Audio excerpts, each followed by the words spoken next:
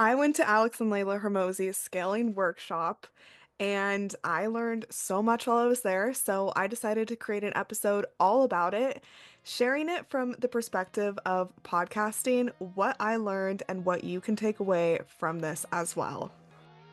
Welcome to the Podcast Cafe, where we're serving up everything you need to know about podcasting, from tips, stories, and strategies for podcasters from podcasters. I'm your host, Haley Hayhurst, the founder of Espresso Podcast Production, a full-service podcast agency helping business owners, creatives, and thought leaders launch and grow their shows. Whether you're just starting out or want to take your podcast to the next level, this is the place for you. Each week, we'll dive into practical tips, actionable strategies, and of course, stories from other podcasters so that you can build up a podcast that you love and that works for your business. So grab your coffee, get comfortable, and let's get started. Welcome to the Podcast Cafe. Welcome back to another episode. My name is Haley Hayhurst, your host. And if you're watching on YouTube, you'll notice I'm not in my normal space. It's because I was at Alex and Leila Hormozi's scaling workshop here in Las Vegas, and I learned so much over the 2 days. It was crazy. I was a little skeptical to go because of the price, but I absolutely love everything that Alex and Leila put out on social media, their marketing strategies, their offers. I read Alex's books and learned so much from just his audiobooks that I was listening to free on Spotify.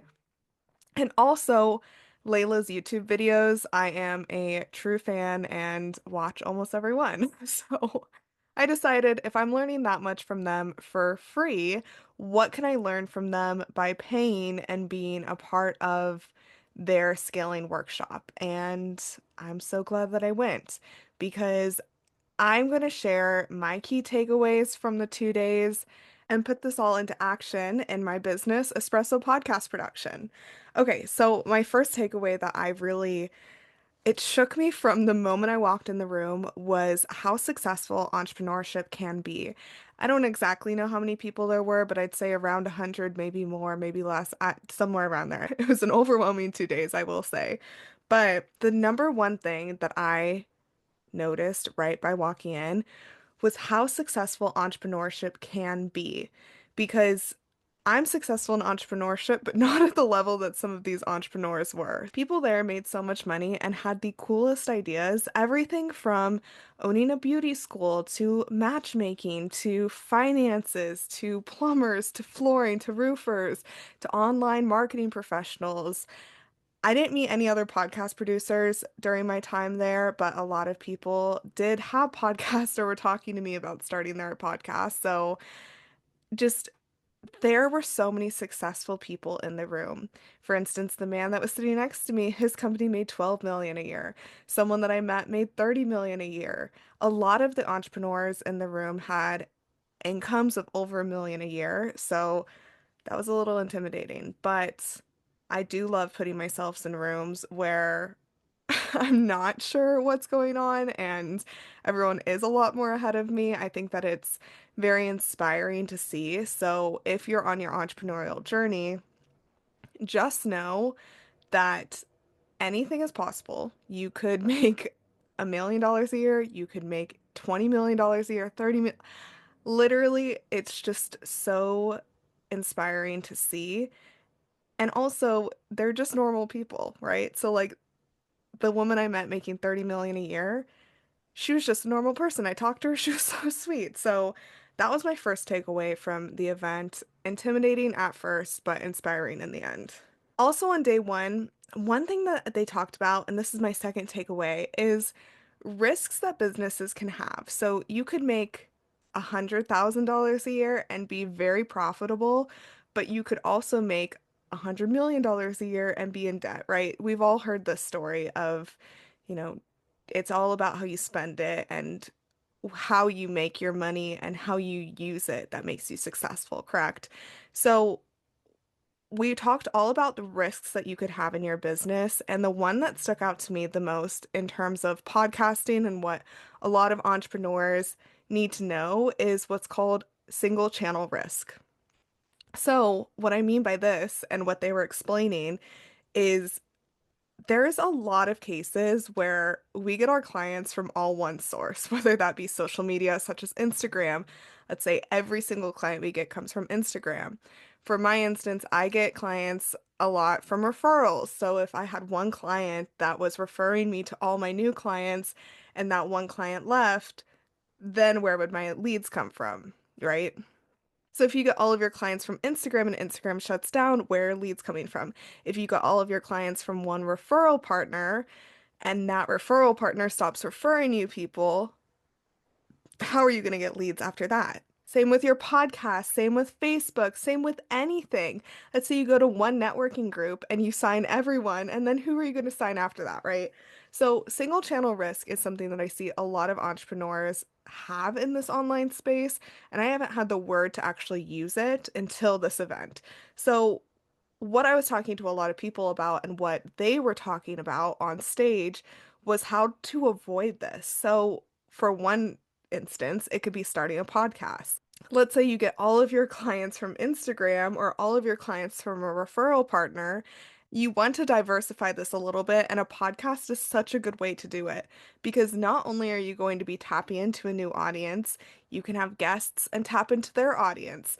And now people can find you from multiple different channels, come to your podcast, and become your client. So you can still get clients from Instagram or wherever else you're getting clients from now, but adding a second channel, such as a podcast, really diversifies where the leads are coming from and reduces that risk. That way, you have multiple sources and leads coming through, and you don't have to rely so heavily on one place. Another place where this is useful, and you don't even have to have a podcast for this one, but so on the second day, we broke into small groups, and someone had a question about how they can get more leads, but they don't want to start a new podcast or even start a new channel because they're new and like they're overwhelmed at the start of it. And how are they going to manage new channels without increasing their stress level? And what the person that we were speaking to on the acquisition.com team was actually be a guest on podcasts because then you kind of get the same sort of experience without having to manage your own. So they said having your own podcast is always better, but if you're overwhelmed, obviously being a guest on other people's podcasts is great. And even on top of that, having your own and being a guest is really where the magic happens. And in the same vein, in the world of podcasting, so, what a lot of the entrepreneurs, and this is my third takeaway I think we're at, a lot of the most successful entrepreneurs in the room were buying ads, and that's really how they are growing their businesses so fast. If you look at anything that Alex and Layla create, anything the acquisition.com creates, it's all about ads. That's really where they're making the most income, is the money they get back from ads. And there's multiple different ways that you can buy ads, Facebook, Google, all the different places, Meta. But one thing that really stuck out to me was one of them saying that buying ads on podcasts is actually a really smart idea because most podcasts, and if you don't know, I'll probably do another episode about this, about the different ads that you can run. Some are baked in and then, embedded, and then some are dynamic. So if you're buying embedded ads, like those baked in ads, so those are the ads that are actually in the episode. This is a little high level in podcasting, but there's episodes that, the editor will plug in the commercial and it will never change. And so they say those are really the smart ones to buy because then even if you bought this podcast ad 3 years ago, people will still go and listen to that episode and hear your ad. So dynamic ads are also great. These are where they can change. If you listen to anything like Normal Gossip or those big podcasts, they use dynamic ads because they really like can shift them around even after the episode is published. They leave a space where this online tool can plug in some commercials and change them out sporadically. They were saying that the embedded slash baked in ads are smart if you're looking to spend some ad money. Go find a podcast that you know your ideal audience would be listening to and buy a spot in there, because then people can find it for forever and ever. And obviously with this, don't do anything like a limited time ad. Always make these ads evergreen. Okay, now my takeaway number 4. I got to ask Leila Hormozi a question. How exciting is that? So, in my business, Espresso Podcast Production, I am scaling and I am growing and I am bringing on team members to help me with various things. So, my question to her was, how do I add to my team and still give my clients great experiences and kind of control what's going on with everything? And it's one of the biggest reasons why I haven't hired out so far, is because I am worried about, you know, what if things change? What if blah, blah, blah? And her response to me was so good. She goes, "What is control costing you?" So for me, I took that away as control is costing me the ability to help more women start their podcasts, help more mission-based brands start their podcasts, help more people get their voice out there, and really support them through their podcasting journey. So the control I'm having over these small, minute details of my business is costing me the ability to help more people share their voice. And that just like blew my mind, because in a lot of our businesses, we do have control problems. This is what we do. We started this, we've been in control over the whole thing. And then all of a sudden, we're like, okay, I think it might be time to outsource something. And it's scary. And so if you're at that spot, think about what Layla said to me. What is control costing you? For a lot of entrepreneurs, it could be having someone help you with your email marketing, having someone help you with social media, or having someone edit your podcast for you and write the show notes and create the graphics. It might even go as far as having someone post for you. I have an offer where it's kind of social media management for the podcast. So we'll grow your podcast channel. And that is so helpful for a lot of people. But one of the most common objections I get to anyone wanting to, have someone help them start their podcast or have someone edit their podcast is the control aspect of, I'm a control freak. I want to be able to make sure that every little thing is where I want it to be. Perfect. That's what I do too, right? And so when I edit your podcast, I listen to what will make good edits. I'll edit out those things you don't want to be there, edit out those filler words, edit out anything that I don't think your audience would really benefit from, and just make it a clean and crisp product. That's what my job is. That's what you can outsource to me and make it so easy for yourself, where all you have to do is record, give me a great recording, and then I can make a great product from it, post it, write show notes, get it out into the world and into people's ears. That's the spot that a lot of people are objecting to. They want that control over it. But really, your job is creating that great content. You can outsource the editing work, the show notes, all of that. I also help my clients come up with topics. So if you don't want anyone helping you with your podcast, you might run into a wall of like, okay, what do I post? What do I do? Is this even good? And that's what I support you with through the strategy planning of podcasting. So that was a big takeaway for me, and I wanted to share that with you because my mind was blown when she said that. And I was like, control is costing me so much.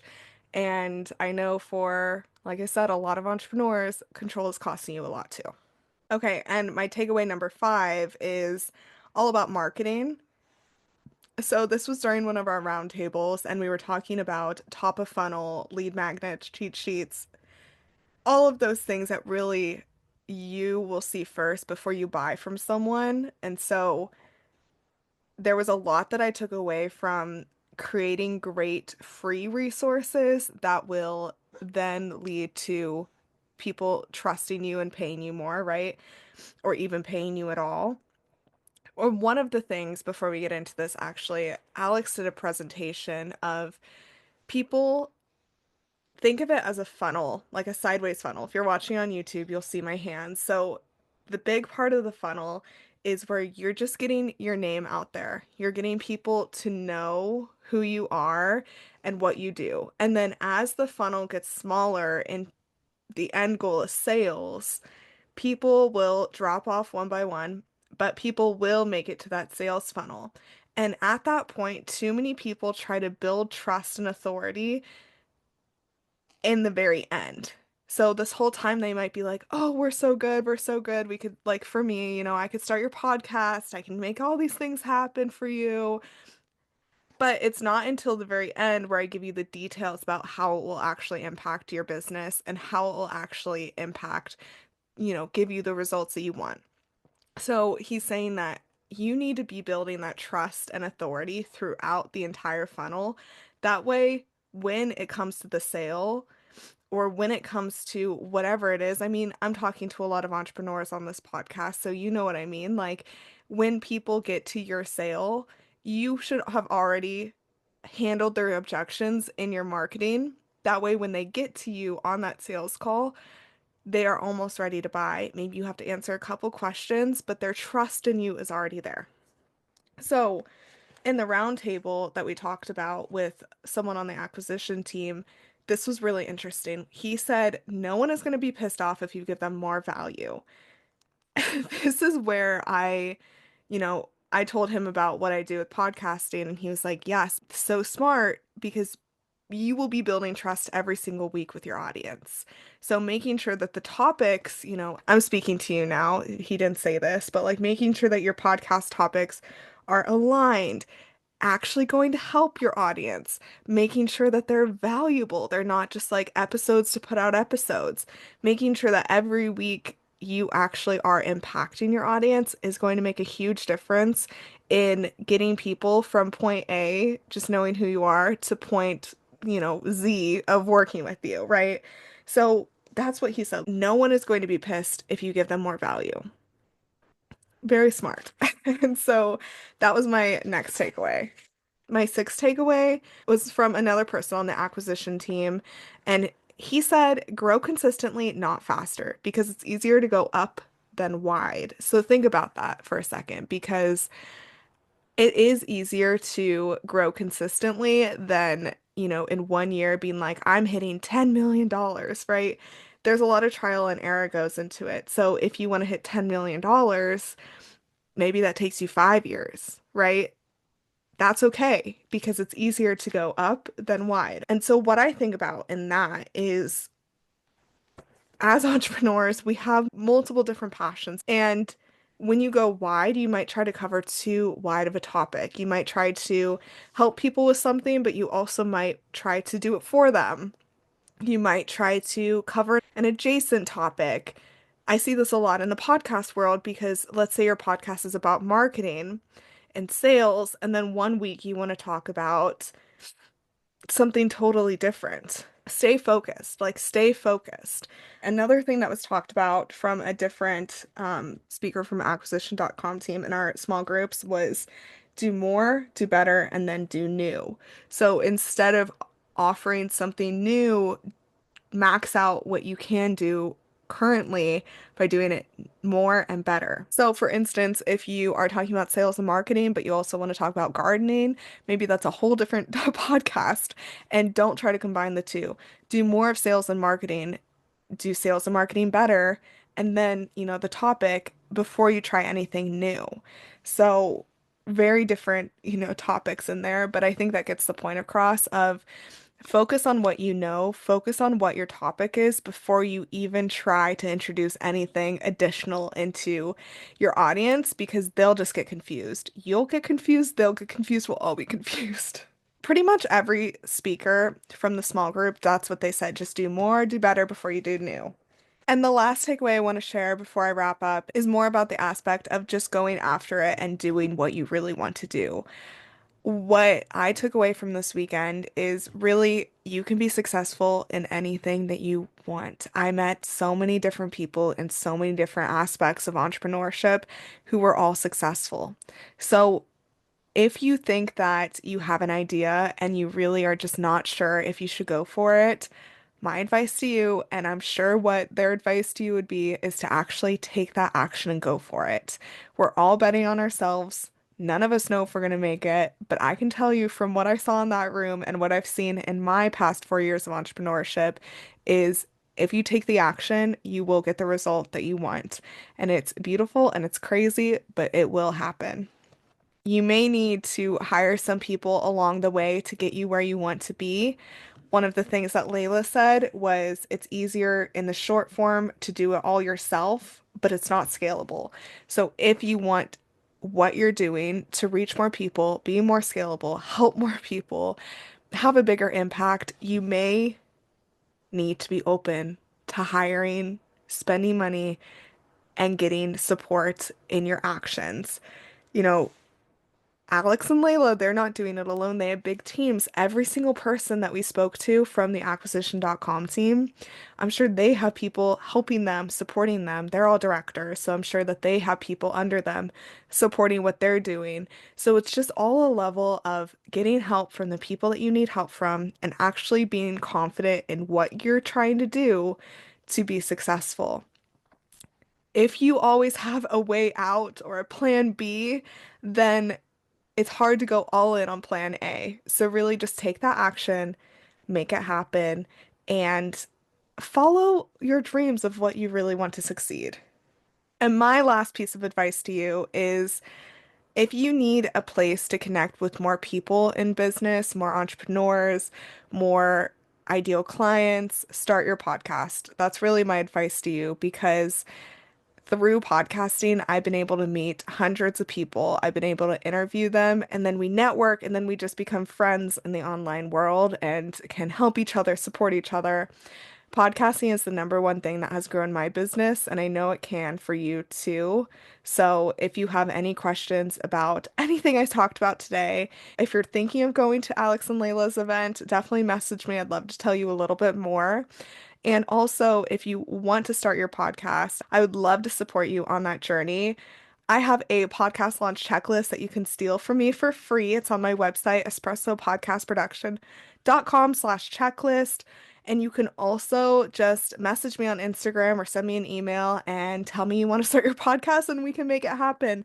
It takes only about a month to start podcasting. So, today is the last day of 2024. By February, you could have a podcast. Really, I think 2025 is going to be a big year in people starting more podcasts because of everything I said today. And really, the combination of being able to have guests on your show and being able to have solo episodes where you can do a lot of thought leadership, that is key going into 2025. I know it already. So I hope that you enjoyed this episode, and if you have any questions, you know where to find me. All my links are in the show notes. I will talk to you soon. Thank you so much for joining me in the Podcast Cafe. I hope you're leaving with fresh ideas and inspiration to take your podcast to the next level. Remember, podcasting is a journey and you don't have to do it alone. I'm here to help you every step of the way. Let's connect. Be sure you follow me on Instagram at Espresso Podcast Production or visit espressopodcastproduction.com for more tips, resources, and behind-the-scenes insights. I'd love to hear about your podcasting journey. If you've enjoyed today's episode, make sure you hit subscribe so you never miss an episode. And if you're feeling extra generous, I'd love it if you could leave me a review on Apple Podcasts or Spotify. It helps more podcasters just like you find the show. Until next time, grab your coffee, keep creating, and I'll see you back here in the Podcast Cafe.